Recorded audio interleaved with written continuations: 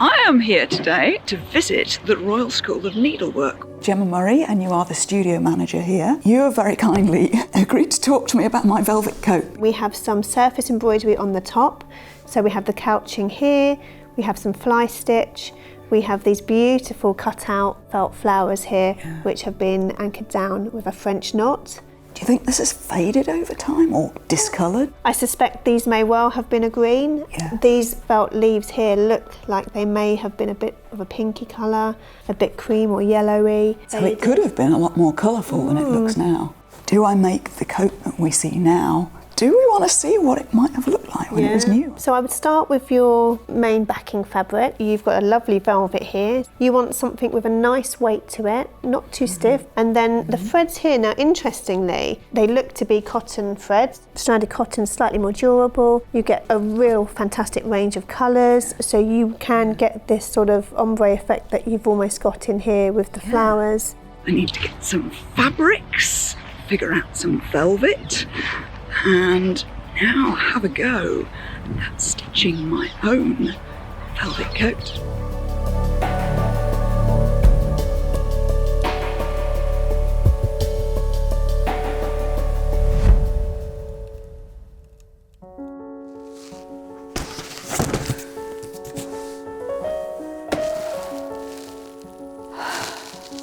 This took a while to arrive.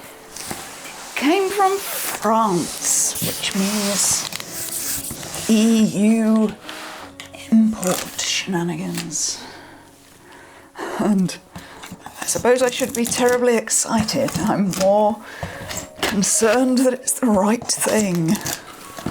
I shall be happy when I see it inside and see that it's sent the correct thing. Okay.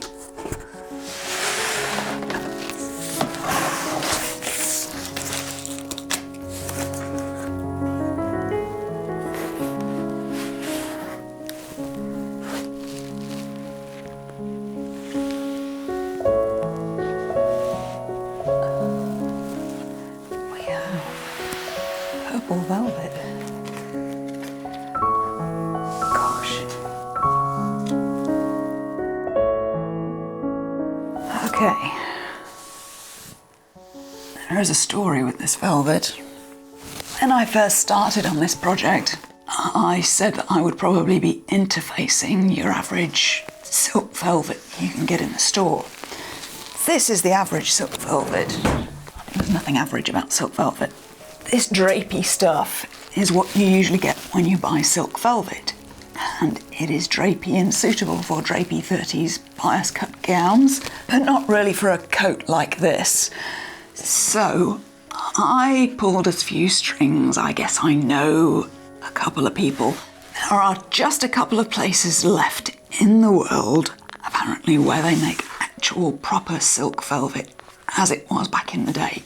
Very much more stiff and manageable stuff with body like this. This isn't actually 100% silk, because 100% silk on silk, full-on proper historic grade silk velvet is hellishly expensive.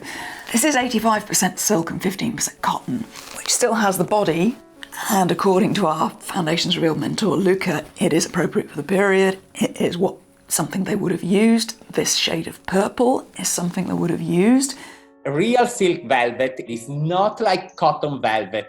This is the real stuff. This is some early 20th century sort of Edwardian velvet, which is pure silk. As you can see, it's very narrow, so you need a lot of it to make a 19th century dress.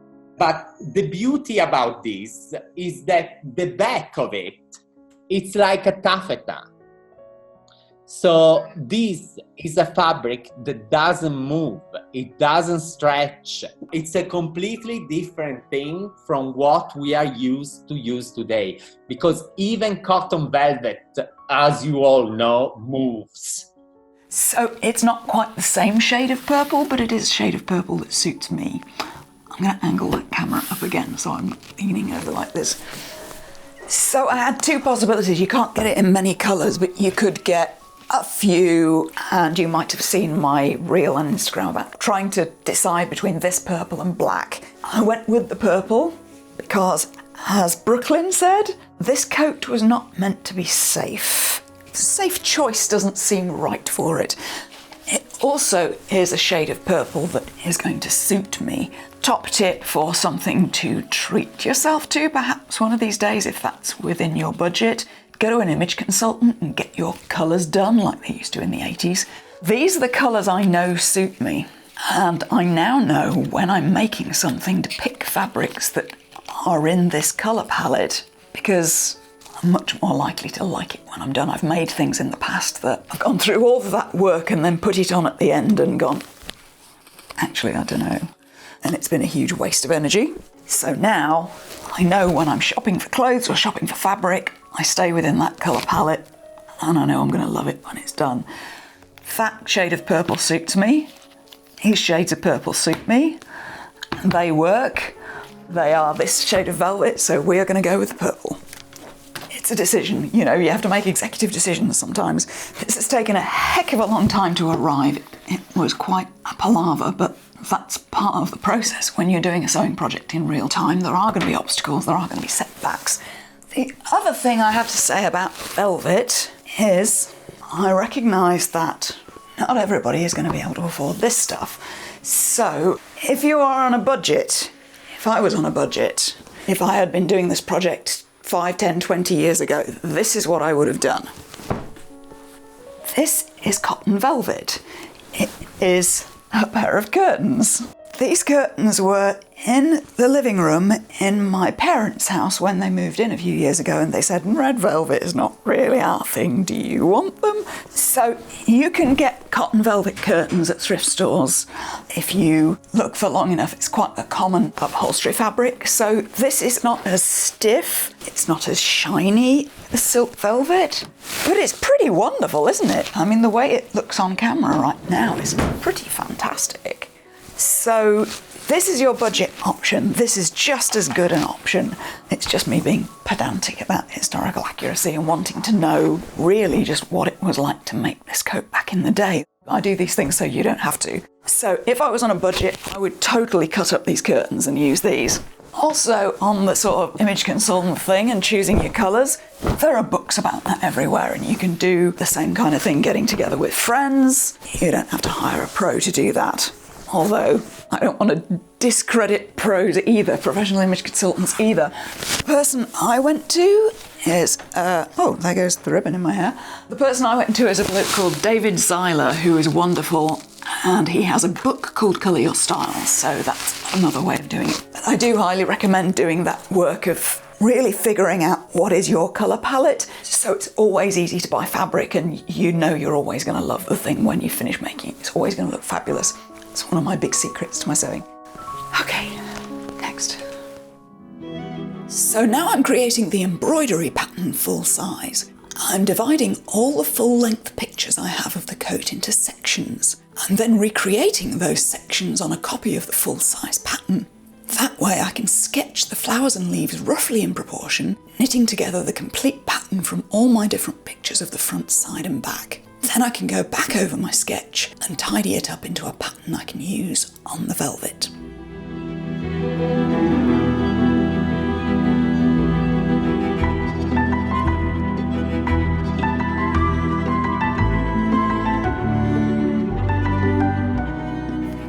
As I start working in earnest, drawing out the pattern of the flowers on the pattern pieces, so that I can do the embroidery, I'm having to start making peace with the idea that this isn't going to turn out exactly like this coat. You know, I've always had in mind that I'm making this coat, and it's not quite going to turn out that way. With the best will in the world, I'm not going to be able to make the pattern quite perfectly aligned with the flowers in all the same places in relation to each other. I can do a pretty good approximation, but as a mathematician, it's hard for me to make peace with the idea that this is not going to be perfect. I'm having to reevaluate what I'm doing here and remember that I'm not making this coat, I'm making my coat. And that also gives me a little bit of creative freedom, because as I'm drawing these flowers and leaves, means I can do it my way with a little bit more of a flourish in it, instead of being tensed up by the idea of making it quite like that one. So I'm just trying to be a little bit looser and more artistic with it. And that's a good learning journey to be on. In sewing and in life. Gotta be okay with it not quite turning out how you had in mind, but having a new kind of perfection in your version, I guess. Not quite the same. My aim for this video was, after last time when we went to the Royal School of Needlework, I was ready. Now that we've got the mock-up, I just need to draw the pattern on the paper pattern and then transfer it to the fabric and we're ready to start embroidering. Except it doesn't go that way, does it? Because even drawing the pattern of the leaves and the flowers on the fabric to make the embroidery pattern is a whole project in itself. So this is how it goes. Sewing projects aren't done in 17 minutes and 34 seconds. I'm trying to show you the real process here. You think you're nearly there and then another rabbit hole opens up. And it's just, this is what I enjoy. I enjoy the process of discovery. This is not about getting the coat at the end. This is about exploring the process of how clothes are made. You saw me drawing all of those flowers out on the big pieces of the coat, and I thought, well, I'm going to start embroidering with the smallest piece, right? Because I probably won't be very good at it at the beginning. I'll get better, and if I'm doing the smallest piece first, even if I screw it up completely, I can do it again. There'll be enough velvet, there'll be enough materials, I can just do it again. So I'll start on the smallest piece. So let's go to the collar. So that's opened up a whole can of worms. So here's the collar pattern, here's the centre back, here's the front. And you saw in the mock-up video how it made this great big flappy collar that looked right at the time. And if you saw my Instagram reel a few weeks ago, you will see that collar isn't right at all, now that we see it. And here's how I figured it out. The very process of drawing the flowers on the collar pattern told me that it's not right, because look, here am I drawing all the flowers on. There should be some flowers here next to this spray at the centre back, which I've got here. There should be another one. I'll turn it that way. So this is the centre back. So here's the bit at the back. Here's the spray next to it. But it connects to a stem that's way over here. So the flowers and the leaves are too spaced out on this pattern, which tells me that the pattern is wrong. The pattern must be much smaller than I thought. So all of these flowers and leaves need to be sort of closer together. So the collar pattern needs to be smaller. So it isn't a great big circle at all, it's a bit smaller. And that's how I came up with this. That if you just take a part of this out, suddenly the flowers and leaves all fit. And here's your spray of flowers at the centre back, and here's the other one next to it, which connects up really nicely. So that works. So I started working on that and making, how is that going to lay out on the embroidery frame? And then overnight I slept on it and thought, oh God, we have a problem. Have you noticed since I posted that reel, if you saw it, what the problem is? This collar pattern was drafted for my neck size. So if we make it smaller to here, say, be about 3/4 the size, it doesn't fit anymore because it'll only come around to about here. It doesn't go all the way around my neck anymore. It may fit the pattern, but the neck size is now too small. So we need a collar pattern that's that much of a circle and not that much of a circle, but this needs to be this length. Does that make sense? So we have to go back to the drawing board and redraft the collar pattern. This is how it goes. It's not done in 17 minutes and 34 seconds. And I stress this point because I recently spoke to a professional seamstress who compares herself to costumers and thinks she's not as good, because when we edit our videos down and make a project happen in, within 20 minutes, it makes us look as though we've got it all figured out and it all came together just perfectly, even if we throw a couple of the problems in.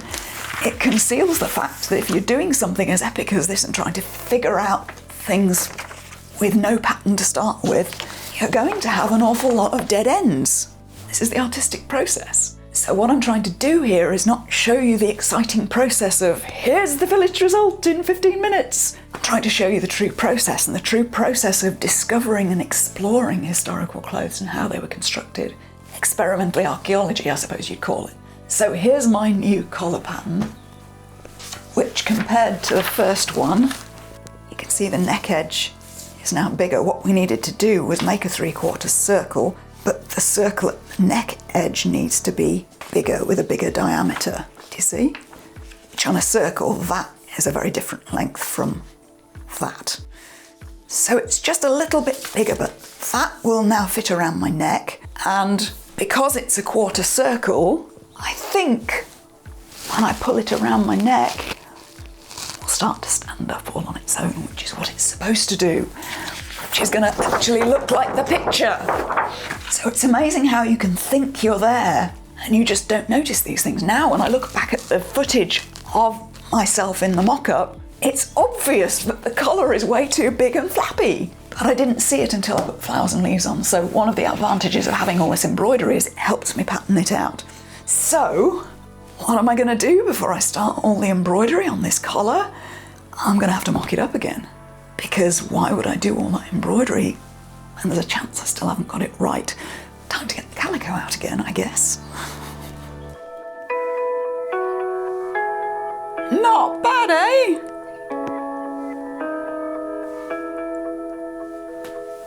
Welcome to Creative Chaos camera angle.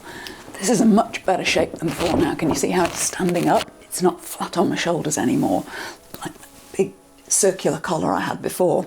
Isn't it strange how you can look at something 1,000 times and think that you know what it looks like? Fine artists are always trained to look more carefully, to look more slowly. And if you look really closely, this isn't a circular collar at all. It's not lying flat on the shoulders. It stands up. About half of it is standing up.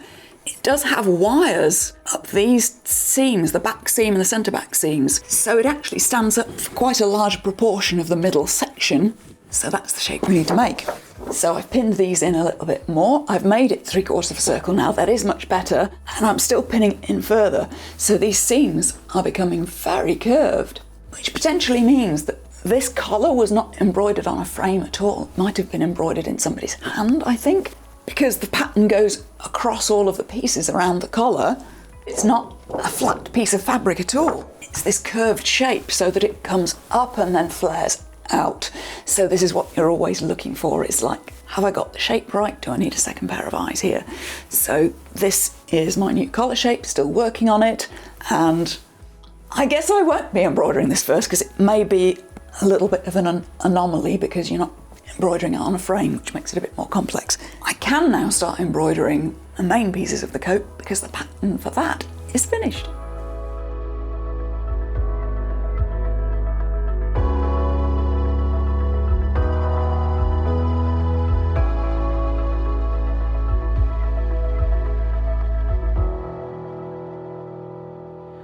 What are you making right now? And how's it going? Have you ever wondered who you could become if you wore all the historical clothes that resonate most with you personally? It is possible, you know. You get to choose how you dress. We live in an era with unprecedented freedom of dress in many parts of the world. And that's a freedom I believe that those of us who can should play with. But are you making something to wear? Or are you just watching YouTube videos? I know I'm making it sound easy, but I hope you can see in my videos that everyone stumbles when they're sewing. It's always a journey and nothing ever really goes quite to plan. But you don't have to do it alone. Having a community of like minds around you changes the experience completely, keeps you moving forward, and helps you complete one project after another that you can wear and feel comfortable and proud in. Many years ago, I created Foundations Revealed to be that community for me. It's a membership community specifically designed to help creative makers like us leverage the power of the internet to make this very special branch of sewing much easier and much more fun. With our comprehensive archive of tutorials and articles, you'll be able to find out exactly how to make just about any historical garment or outfit you want without the endless Googling for little crumbs of information. In our expert-led workshops and lectures, you'll discover how to create historical clothes from almost any era, fit them to your body, and use even the most difficult fabrics to make a beautiful final piece that you can be truly proud of. From corsets and chemises to walking skirts and even grand gowns, Foundations Revealed can help you streamline your sewing process, take out 90% of the wasted effort and the wasted materials, and give you results you can really wear with your head held high. Whether you're a complete beginner looking for someone to just hold your hand so you can get started making your first very simple garment, or whether you're a more advanced maker, maybe looking to draft your own custom patterns for the first time so that you don't have to be restricted to the patterns you can buy, we've got something to help you unlock your potential and create your unique historical clothes among friends in a diverse, moderated, drama-free private community. We want to see your projects too. I want to be inspired by you too. With the skills, knowledge and support you'll gain from being a stitchling, you'll be able to accelerate your learning and sew confidently so that you can stop going round in circles and watch your own progress from one project to the next and see your next project become a source of pride and not just an embarrassing UFO. Enrolment is closing on the competition deadline, which is February the 22nd, 2023, so click the link below to find out all the details and join Foundations Revealed now if it's right for you. We want to be your sewing buddies on your creative journey. Click that link now, and I'll see you on the inside.